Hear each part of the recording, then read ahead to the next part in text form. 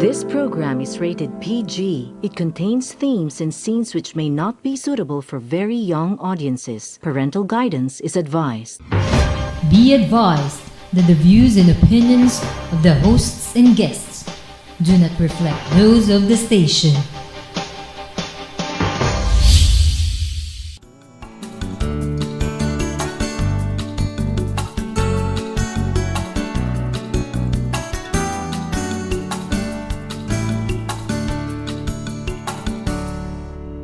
Magandang gabi! Narito na lang po kami upang magatid sa inyo ng isang linggong makabuluhang balita at kaalaman. Ako po si Rolly Lakay Gonzalo. Ako naman si Benny Antiporda. At ito ang Hotspot!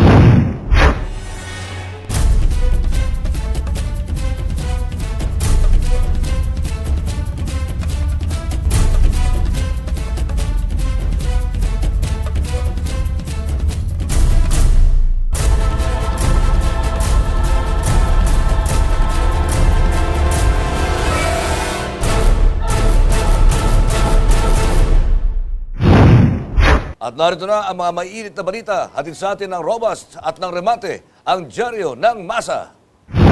Palasyo, aminado sa usad pagong na Yolanda Rehab. Inamin ng Malacanang na naging mabagal ang gobyerno sa pagpapatupad ng reconstruction at rehabilitation program para sa mga Typhoon Yolanda survivors. Ay kay Presidential Spokesman Edwin Lacerda, gustuhin man nilang mapabilis ang pagtatayo ng mga bahay at iba pang estruktura sa mga sinalanta ng kalamidad. May mga balakid gaya ng pagkuha ng land titles at ang paghahanap ng mga relocation sites. May proseso din umano ang pagkilala sa mga totoong naulinan ng bagyo habang idinadaan din sa DNA testing ang pagkilala sa mga bangkay. Nariyan din daw ang procurement law na nagpapatagal sa pagbili ng mga kinakailangang materyales. Pero ginagawa na daw ng paraan para ma-fast track ang mga proseso at makumpleto ang recovery plan ng gobyerno. Ito na tayo pagkatapos ng 2 taon. Ay, ngayon pa aminin. Ayaw pa aminin. Siguro At least umamin sila. Maganda rin meron munang maitabi-tabi ng konti, masibak muna para bumilis yan. Hindi natin pwedeng bigyang dahilan na itong mga batas natin ang nagiging balakid para muli makabalik sa kanilang buhay ang mga naging biktima riyan. No? Kitang-kita ng ating dalawang mata at ng mata ng buong mundo na talagang nuknukan kayo ng bagal sa inyong ginagawa. Dito naman po tayo sa ating susunod na balita. Panibagong disqualification case inihain laban kay Senator Grace Poe. May bago na namang disqualification case na inihain laban kay Senator Grace Poe sa COMELEC para harangin ang kanyang kandidatura sa pagkapangulo sa 2016. Sa petisyon na isinampa ni dating University of the East College Law Dean Amado Valdez, sinabi nitong hindi qualified si Poe na tumakbo bilang presidente ng bansa. 2 grounds ang binanggit na argumento ni Valdez sa kanyang petisyon. Ayon kay Valdez, nawala na ang natural-born status ni Poe nang kaniyang i-renounce ang kaniyang Filipino citizenship noong taong 2001 para maging isang American citizen. Nabigo rin umano si Poe na makuha muli ang kanyang natural-born status at kung meron man, si Poe ay isa lamang repatriated Filipino citizen. Ikalawang argumento ni Valdez ay hindi umano na kumpleto ni Poe ang kanyang 10-year residency sa Pilipinas na kung bibilangin mula July 2006 ng kaniyang ma-reacquire ang Filipino citizenship ay kapos pa rin siya ng ilang buwan pagsapit ng May 2016 elections. Ito na ang ikalimang petisyon laban kay Senator Poe. Tawag nila dyan na Pangulo ay laglag DQ. Laglag DQ. Laglag disqualification case. Panlima na.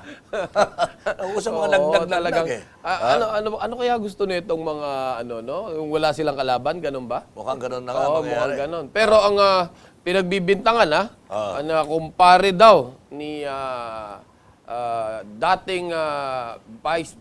dating Mayor Vice President Binay at ngayon tumatakbong Pangulo ang nagsalang daw nitong kasong ito, no? Pero huwag tayong bibigay. Maging vigilant po tayong lahat dahil kita naman natin kung sino-sino ang mga gumagawa niya. Siyempre, nakapwesto gagawa niyan. Of course. Hindi naman... Etong linggong ito ang babantayan natin. Mukhang kasabay pa ng APEC na pala. Oo, Ilalabas daw ang desisyon na dito kay Senadora Grace Poe. Mukhang balak pang tabunan ng APEC itong issue kay Grace Poe. Pero maniwala kayo, kahiya-hiya ang bansa kapag itinuloy niyo yung ginagawa niyong paninhikil sa malayang pagpili ng taong bayan. Okay. Dito tayo sa pangatlong balita natin sa lampo ng linggo ito. Medyo magandang itong balita ito para sa mga teacher at saka mga nurse. Sahod ng mga guro at mga nurses, dodoble. Dapat lang. Oo, Dahil naglalayasan na nga. Okay. Good news para sa ating mga kababayan, mga guro at mga nurses dahil sa posible umanong maipasa ang dagdag sahod sa mga public school teachers at nurses sa bansa. Ito naman ay sa ilalim ng panukalang Salary Standardization Law of 2015. At ayon kay Department of Budget and Management o DBM Secretary Florencio Butz Abad, doble ang matatanggap na sahod ng pampublikong guro at nurse sa oras na may kasana ang Salary Standardization Law 2015. Sinabi ni Secretary Abad na layunin ng SSL 2015 na taasan ng Teacher 1 salary ng 20,774 pesos, Teacher 2 ng 22,938 at 25,232 naman para sa Teacher 3 position. At samantala, sinabi ni House Speaker Feliciano Belmonte na malaki umano ang tsansang maipasa ang panukala dahil ito'y kabilang sa napagkasunduan sa kanyang pagpulong kay Senate President Franklin Drilon. Okay lang yan. Linawin lang natin yung sa teacher, 20,754. Ay, napakalaking tulong nito sa ating mga guro, no? Naman. Siguro ito na yung makakapagbigay ng magandang edukasyon sa ating mga estudyante. Dahil iisipin nila na yung magagaling na guro ay nandito pa rin sa Pinas. Oo nga. Naglalayasan na nga eh. Naglalayasan eh. Hanggang ngayon may mga pa-retire na mga OFW na mga teachers sa Hong Kong. Mga pa-retire na doon sa Hong Kong na mga teacher na galing dito sa atin. Ayun. Siyempre, yan yung matagal lang, hindi pinapansin ng ating pamahalaan. Pero nakakatakot dito, matapos mapasa yan, baka isagot na naman ng gobyerno. Walang pondo. Magtuturuan na naman yan. Okay. Dito tayo. Ito yung mainit na balita. Ito yung mainit na balita talaga. Diyan ka nag-viral eh. Dito tayo nag-viral. Ang views natin dito is almost 20,000 na yung video na ikinalat natin. Okay. Radio reporter sinakal at pinosasa ng pulis. Minaltrato na, pinosasampa ng isang pulis ang isang radio reporter sa loob mismo ng Marikina City Police Station. Umaga ng Nobyembre 10.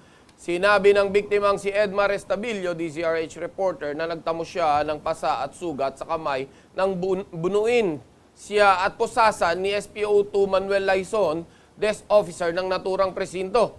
Ayon kay Estabillo, nagpunta siya sa nasabing presinto para tingnan ang police blotter at maghanap ng istorya na magagamit sa pagre-report niya sa kanilang radio station. Pero sa halip na pumayag, pinigilan ni Laison si Estabillo saka tinanong kung bakit niya hihiramin ang kanilang police blotter.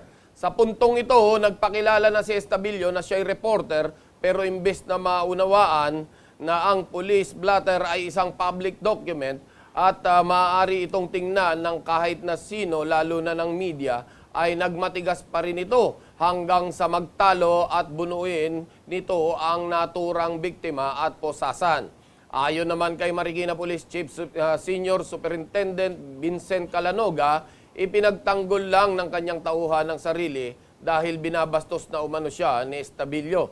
Matapos isa lang sa medical examination si Estabillo, ay lumaya na din ito mula sa pagkakakulong sa Marikina Police Station. Alam mo, ang tunay na istorya niyan, Lakay? Kundi ba namang napaka-walang ya talaga nitong pulis na ito, itong si SPO2 Manuel Laison. Wala siya sa kanyang desk.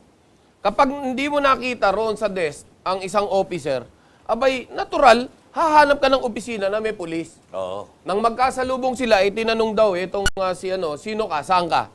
Ganong karugante tanong reporter ako at gusto ko sana tingnan blatter, baka may istorya. Ang sagot naman na itong pulis, nasaan ID mo? Nakita mo naka-uniforme ako, tsaka matagal na tayo magkakilala. Ipinipilit na itong si Laison na hindi sila magkakilala ni Estabillo. Pero for the record, since 2001 ay dyan na po nakadestino itong si Estabillo. Radio reporter ng DZRH. At ito namang si Lyson, ng atin pong tanungin, personal Oo. 10 taon na raw siya dyan. Oo. Napakalaki ba ng Marikina para hindi mo makilala mga media riyan? Na araw-araw kung pumasyal dyan at kunin ang storya, no, ang balita. Tama. Base sa ating investigasyon pa, pang-apat na si Estabillo sa kanyang binaldog dyan sa ano. Pang-apat na reporter? Pang-apat na reporter na. Ang unang-una, Sobra na. yung weekly newspaper na si Placides. Oo. Okay? Susundan ito nung si Madeline Dominguez ng Manila Bulletin. kilala natin yan. Babae. Oo. Oo. At yung taga DZXL na si Rambo. Si Labay. Labay. Oo, kilala ko yan. Could you imagine that? Tatlo ng reporter ang nakainkwentro niya. Pero, ito, at dito pa lang nagpang-abot. Dahil nga naman si Edmar, syempre, may tikas ding taglay ito. Oo. At handa rin naman itong harapin, no, sa isang mainitang pagtatalo, si Lyson. Pero kung titingnan nyo, sana ma-play din natin, no? I-play natin yung ating video dito sa ating sa GNN para makita kung ano ang talagang ginawa nitong si Lyson kay Estabillo. Ay talagang sinakal at binalibag eh. Oo. At hindi napusasan. Oo, ilang segundo lang yung kanilang pagtatalo, Wala pa sigurong 1 minute. Ay makikita na roon sa video na binabalya na. Ngayon, At tama ba yun sinasabi na medyo dinala niya si Estabillo doon sa medyo madilim-dilim na bahagi? hindi sa madilim, kundi yung sa bahaging hindi kita na CCTV. Ayun, kaya para pala. nga naman masaktan niya. Dahil dinibdiban niya ron eh. Oo. Ang testigo rito, yung piloto mismo ni Estabillo sa DZRH. Oo. At nung nakita nung piloto, yung piloto gusto rin arestuhin. Oo. Oo, dahil nagalit daw tong Lyson lalo dahil nung nakitang binibidyo siya. Di ba? Ngayon, nangyari na po ito. Sinampahan na rin po ng kaso si Lyson. Ang National Press Club po ay magfa-file ng kaso naman po sa Commission on Human Rights para malaman kung ano yung mga legal na mga dapat gawin. Dahil hindi ho hahayaan ng National Press Club sa pamunuan na rin po ni President Joel Siegco ng Manila Times na maulit muli ito. Yung president ang kinakatakutan natin dito. tama, no? tama. Dahil kapag pinabayaan to, malamang magtuloy-tuloy at ganun din ang gagawin, no, sa ating kapatid sa media. Well, nandyan na, may kaso na. Tignan natin ano mangyayari susunod. Pero pag-usapan po natin dito, kahit na sandali, etong mga iho di punggol na napakatatapang sa Facebook, Lalo na yung Wilson Kumpanyero. Wilson Compañero? Yung Wilson Compañero na nag-post sa Facebook na sinasabi na buti na lang daw at yun lang ang inabot ni Edmar Estabillo. Matindi. Buti raw at hindi siya initak dahil pinakialaman niya yung blatter book. For your information, Mr. Compañero, ito pong si Wilson Compañero ay nagtatrabaho po sa isang walang kinikilingan at walang inuurungan na TV station which is GMA7. EP daw po dyan yan, executive producer. Bagay sa'yo, executive pururot na lang. Dahil hindi mo ginagamit yung utak mo. Napipikon ako dahil ang kulit mo. Napakasimple nung sagot po natin. Personal nating sinagot. Ang kanyang post, ang sabi natin, sir, kung pwede ho, i-research nyo lang po. Bago kayo mag-conclude, bago kayo magbigay ng opinion nyo, mag-research kayo, tingnan nyo yung CCTV. Hindi. Yun na. Dahil, maniwala man po kayo o hindi, tingnan nyo yung unang istorya ng GMA7. Ang pagkakakwento po, ganoon na. Hinawakan yung logbook kung kaya't nagkaroon ng away. Wala pa hong hinahawakan dahil unang-una, wala hong tao sa desk, natural lang ho sa isang tao na hindi makialam sa gamit ng may gamit ng hindi alam noong otoridad na namamahala dito. Alam bang pinipilit niya na sinusuppress daw siya, binubuli daw siya sa Facebook dahil opinion niya lang daw yon. Hindi opinion yan. Yang sinasabi mo, konklusyon. Na para ba sinasabi mo na abusado ang mga kapatid mo sa media? Kung may galit ka sa kapatid mo, personalin mo. Pero wag mong idadaan sa Facebook dahil buong mundo ang nakatingin dyan. Tama. Ngayon, kung sinasabi mo na kailangan na tagain yung isang media, abay dito, kakalbuhin ka namin sa flying kick. Ibang klase na siya. Itakin, Oo.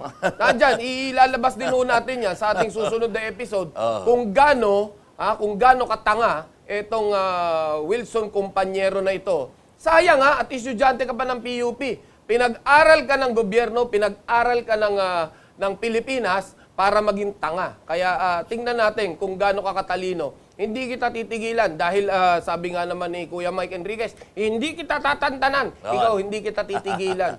Ha? Dahil nakakapikon, no? Ang ginagawa niya, hindi balik kung hindi ka media, ha? Oo nga. Yung pulis, merong pulis na nag-comment Oo. na hindi naman ganyan. Alam mo, wag tayo maghusga kagad. Ang ganda nung sagot namin doon sa pulis. Alam nyo, sir, kako, hindi lahat ng pulis kalaban natin dito. Diba? Hindi lahat ng pulis ay kaaway natin. Ang sa atin po, meron lang iilang pasaway kung kaya't kailangang patulan. Oo naman. Boy, napakaganda. Tapos sabi nga naman nung taga DZXL na si Conde Batak, sabi niya, ang pulis ho naman natin, friend ho natin yan. Sabi niya. At sagot ko naman, hindi lang friend, BFF pa. Di ba? Oh, best friend, di ba? Pero etong kompanyero, talagang ang kulit. Binago ng GMA7 ang kanilang storya after one day at sinabi na ganun nga ang tunay na istorya na dininay ni Edmar na nahawakan. Well, in fact, yun ang makikita sa CCTV. Binago ng GMA7. Salamat po sa inyo at nakinig po kayo sa panawagan po ng inyong mga kapatid sa media. Pero etong kay kumpanyero na tauhan nyo, abay sukdo lang magsampa kami ng reklamo laban sa inyo. Binlock pa ako sa ganun. Facebook. Dahil natatalo na siya. Natatalo na siya sa bakbakang natural. Alam mo, sinabi ko nga sa sobrang kulit, ayaw kong patulan, isa na lang ang panalangin ko sa iyo. Sana'y huwag mangyari ito sa iyo at sa pamilya mo. Di ba? Napakagandang panalangin. Huwag mangyari sa iyo at sa pamilya mo ang nangyari kay Edmar Estabillo. Ano sagot niya? Ang sagot niya, kinat niya. I-screen shot niya yung aking ipinost. Inilagay niya sa wall niya. At nilagay niya yung mga pangalan namin na sumasagot sa kanya doon. Hindi ba ako dapat matakot? Sa mga siraulo mo. Hindi ka tinetreten. Itinutuwid yung utak mong baluktot. Okay? Kaya kung ikaw meron ka pang talinong taglay, nagbago na ng opinion yung mga boss mo riyan, ikaw magbago ka na rin ng opinion mo dahil ang pinaglalaban natin hindi yung buhay ng iilang media na nasa field. Lahat tayo as a whole. Dapat siguro, para magpasikat ka sa Facebook, isipin mo muna sarili mo. Ha? Okay. Palagay ko, sapat-sapat na yan, Pangulo. Hindi, kumukulo bulati ko. Di ba, may take two tayo next week kung halimbawa medyo magparamdam na naman. Si kumpanyero? Kumpanyeta. Kumpanyero. Okay, dito tayo sa pinakahuling balita natin sa linggo ito. Tapos si Congressman Carlo Nograles. Tinawag naman na sinungaling si MIA General Manager Angel Honrado. Tinawag na sinungaling ni Davao City Congressman Carlo Nograles si Manila International Airport Authority General Manager Jose Angel Honrado dahil sa pagkukunwaring wala itong nalalaman kung gumagana nga ba o hindi ang mga CCTV camera sa paliparan. Reaksyon nitong kongresista sa pahig ni Honrado na hindi niya tiyak kung ang mga surveillance camera sa mga opisina kung saan dinadala at tinatanong ang mga pasahero na huhulihan ng bala ay gumagana. Ayon sa kongresista, hindi ka panipaniwala na ang namumuno, ang general manager sa paliparan ng bansa na misang natawag na worst airport sa buong mundo ay hindi kabisado ang sistema at pasilidad sa kanyang pinamumunuan. Payo ni Nograles kay Honrado, magpakalalaki at ako'y ng responsibilidad sa eskandalo ng laglag bala dahil kanyang pananagutan ng mga pangyayari sa paliparan ng sa NAIA na siya namang nakapaloob sa Administrative Order 151. In fact, sabi nga sa kanya, medyo lumabas-labas naman siya sa kanyang opisina at mukhang nasusobrahan ng lusog ng katawan. Ito naman ang nagsasabing na namumuno sa MIAA ang siyang otoridad sa kabuuan ng operasyon sa loob ng NAIA. Yan, General Manager Honrado. Noong una pa ay hinihiling na ng marami na kung pwede mag-resign na. Pero sabi naman niya, hindi ako mag-resign. Magandang laban ito. Di ba Pwede ba mag-devil's advocate? Sige. Okay. May laglag bala dyan, may laglag pwesto rin dyan. Alam mo yung task force laglag pwesto? Dito, meron tayong natanggap na kuro-kuro at bulungan dyan sa airport. Dahil lang inyong lingkod po ay hanggang ngayon sa airport po tayo nakabit. Na merong isang opisyal na tumatarget sa pwesto ni Honrado. Okay. Ang may pakana nito, dahil tingnan mo, kulong-kulo na yung issue. Talagang halos sumabog na. Pero tuloy pa rin yung taniman ng bala. Bakit? Gusto raw talagang malaglag si Honrado at baka madamay pa si Abaya At siyempre, magkakaluwagan ng pwesto at aangat itong si opisyal. Okay, ha? Kung sino ang pangalan, saka na natin babanggitin, pero meron daw ganyang senaryo. Pero, in fairness naman, sa taong bayan, dapat lang na mag-resign ka na, honrado, dahil ang taong tatanga-tanga ay hindi dapat nakapwesto. At saka walang gamot dyan. No, walang gamot dyan. Diba? Oh, dahil alam mo nang winawakwak ka na dyan hindi mo pa kontrahin. Hindi ka pa kumuha ng yung counter-intelligence. Militar kang naturingan, mas magaling pa sa'yo barangay tanod. Anak na to kay barangay tanod. Pag alam na may sasaksak, tatakbo. Ha? At kukuha ng jungle bolo, babalik para mas mahaba ang dala niya. Kayo, sinasaksak na kayo sa likod, hala, sige kayo ng pasaksak, basta't malakas ang kain sa harap. Aba, hindi naman po pwedeng ganon. Dahil taong bayan po, yung nangyari sa Sa hearing. Oo. Sa hearing, buong daigdig na nakapanood doon. Nakakahiya na sasabihin ka, alam mo ba, trabaho ng isang general manager? Parang di ba? Duda ko rito kay manager Honrado sa karinderya kumakain to yung turo-turo. Lakas magtuturo Okay, sige.